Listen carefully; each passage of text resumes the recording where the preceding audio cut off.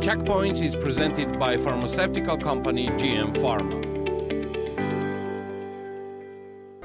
Andras, welcome to Aviation Talks, and I'm really pleased to host you here today. Thank you for having me. As the summer season of 2023 is about to finish, I would like to ask you to summarize and analyze how productive was it for WizzAir, and also if you have fully recovered and achieved 2019 level in terms of revenue. So 2023 summer was fantastic. I have to say it briefly. And if I want to expand more on that, it means that 2021, 2022 were very difficult years for all of us in the aviation industry. It was difficult for WizzAir as well. Although we recovered already in 2021, and we outperformed other market players and the average market growth, we still had difficulties because the industry, the airports, air traffic control weren't really prepared for new traffic and rebouncing traffic. What we saw in the past few years, and that we saw this summer as well, that people really wanted to travel. Don't forget that 2023 summer was a real first after COVID summer. So last summer there were still some regulations here and there, but this year everything was free. People were happy to travel. We operated this summer already 170% of our pre-COVID capacity. We flew over 17.5 million passengers in the peak seasons of June, July and August. We were very successful in Georgia as well. We were very happy. We just celebrated together with our strategic partner, Kutaisi Airport, the 1 millionth passenger. We talk about that topic a bit later, but while we are talking about summer season 2023, I'd like to ask you about new markets that you entered in during this season, and also I'm curious, how did airline grow during this season? So we keep receiving new aircraft, brand new aircraft from Airbus. We have an order of over 300 brand new aircraft, which means that we keep receiving 20 to 40 aircraft every year, and that's how we grew our fleet and that's how we expand. Returning a bit to the previous question about how we did this summer, we stabilized our operations. So we made sure that we do not cancel flights. That is the very last resort. We try to fly every single flight, and that was a huge development compared to last year, because, for example, in Georgia we decreased our cancellation rate by 80%, which means that during 3 months of June, July and August we had to cancel only 3 flights. And some of those were not because of our inability to fly, but for example, weather reasons. We all know that there was a huge thunderstorm, like tropical storm, which put Kutaisi Airport unfortunately underwater. So we tried to stabilize our operations. We didn't go into too many new markets. We tried to stabilize our operations in the countries where we were already present. That, having said, that also was applicable to Georgia, it was applicable to Italy, to the United Kingdom, to Hungary, to Romania. So I can go on and on in our bigger markets. And I think we did a great job doing that, because our numbers prove that we could improve, we could develop. In Georgia we flew twice as much, almost twice as much as we did last year.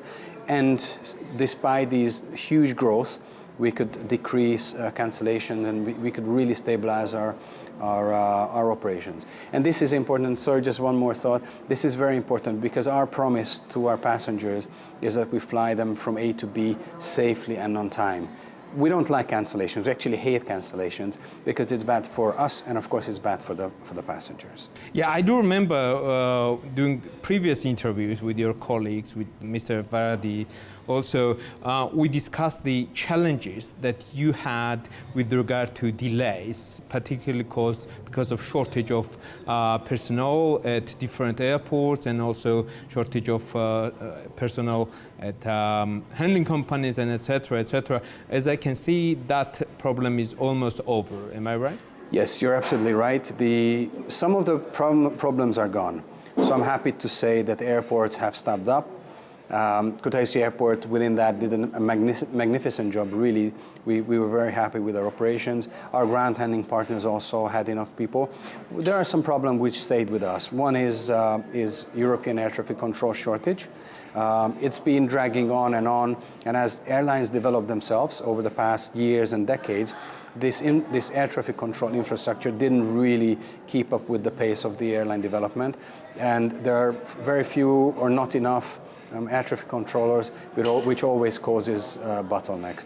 Then we have the war, which affects the airspace close to Ukraine in the Eastern European airspace, because a lot of traffic that were going through these war-torn countries are now diverting and detouring or rerouting through our market, which means that creates another bottleneck of air traffic control and congested airfields.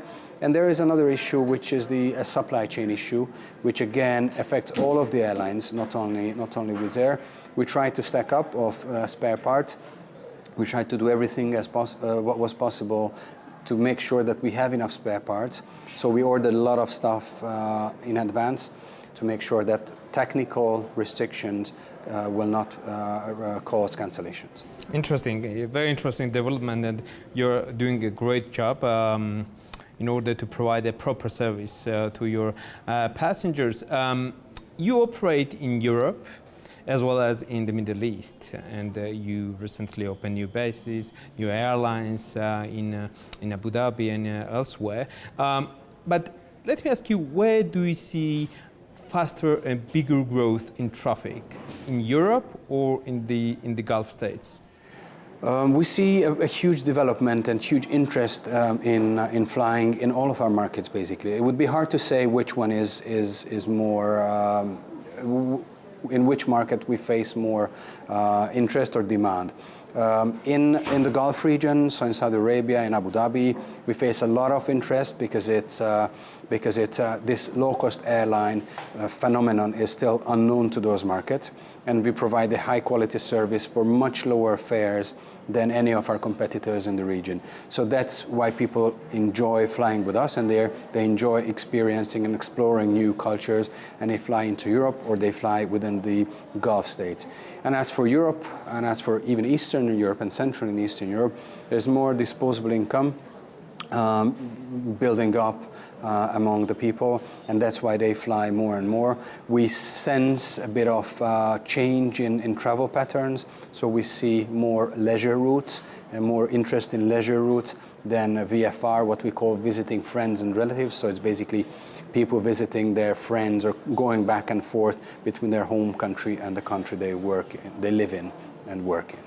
So we see a demand in all of our markets, really. I totally agree with you, and there's abnormal demand indeed in different markets in the Middle East, in Europe, but also we see a tremendous increase of the ticket price. What do you think? Will it hurt the development of the passenger operation in the short term? I don't think that ticket prices or the growth of ticket prices has a negative effect on growth opportunities. Actually, we see a lot of demand. We carried a lot of passengers, over 17.5 million passengers this year, which was a record so far. I think the only bottleneck is how many aircraft we get. The biggest bottleneck, I mean, we couldn't put enough aircraft into operation if we wanted to follow the demand. So we will always have less aircraft than we could sell because of our model, because of our pricing, because of our attractive routes. I know that you have quite a big number of orders put to Airbus, which is your main supplier of the aircraft that you are operating. But if we look at the whole market, that there's quite big demand of capacity due to demand coming from the passengers. To be precise, what is the current situation at WizzAir to tackle this problem? We're trying to receive as many aircraft as we can. So we keep on receiving Airbus continuously, basically several brand new aircraft every month. And we are putting it to markets where there's a bigger need for flying wherever we see that we can develop, wherever we can see that we can bring low-cost airlines and low-cost offering to the market. Recently, the CEO of one of major low-cost airline in Europe started complaining about unfair preferences given to the legacy carriers within the European Union. Does this concern also WizzAir in terms of preferences that is given to the legacy carriers and in terms of unfair competition within EU? We try to concentrate on our own business and we try to develop our own business. We try to offer more and more flights in all of our countries, including Georgia as well. We've already announced the 4th aircraft, which will join the Georgian fleet in December with the new route and with frequency updates. On the other hand, I have to say that yes, these government subsidies distort the market in many ways. Just look at maybe Germany, just look at Italy, just look at France, where the state subsidizes in all kinds of different ways the local carriers. It's not necessarily the fairest competition because these states don't let the market decide what the market wants. So we try to concentrate on our business, as I said, and we keep looking at how the legacy airlines are being subsidized. Yeah, let's be honest, many legacy carriers have been rescued by their governments due to pandemic crisis. And well, maybe on the one hand it's fair, but on the other hand it may not be fair, as you rightly said, that the market must regulate this process. Let's come back to Georgia. Recently, Kutaisi Airport proudly celebrated 1 million passenger, which is a great result.